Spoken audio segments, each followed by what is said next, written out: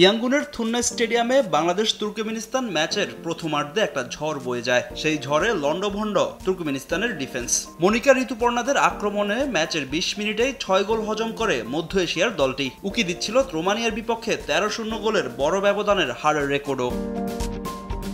গ্রুপের প্রথম ২ ম্যাচ জিতে এশিয়ান কাপের মূল পর্বের টিকিট কাটা বাংলাদেশ নারী দলের জন্য নিয়ম রক্ষার ম্যাচ হলেও সিরিয়াস কোচ পিটার বাটলার। অপরিবর্তিত একাদশই মাঠে নামান ইংলিশ কোচ।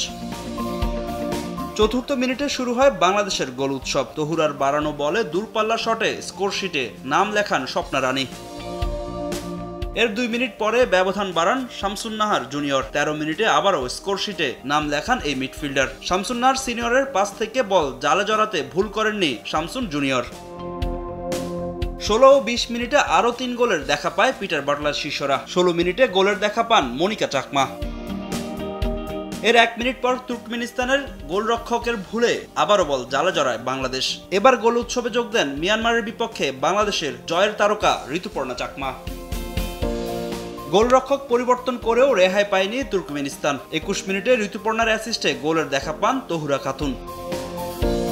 ৪০ মিনিটে ম্যাচে নিজের দ্বিতীয় গোল করেন ঋতুপর্ণা। ৭-০ গোলের লিড নিয়ে বিরতিতে যায় আফেইদা খন্দকারের দল।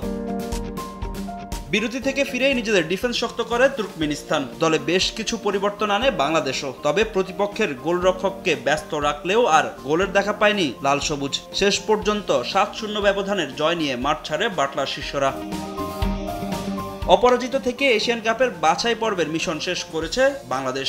৩ জয়ে পূর্ণ ৯ পয়েন্ট নিয়ে গ্রুপ চ্যাম্পিয়ন পিটার বাটলারের দল। টানা ২ বার সাব চ্যাম্পিয়ন হয়ে এখন এশিয়ার মঞ্চে নিজেদের প্রমাণ করার সুযোগ পেয়েছে আফেইদা, ঋতুপর্ণা, মনিকারা।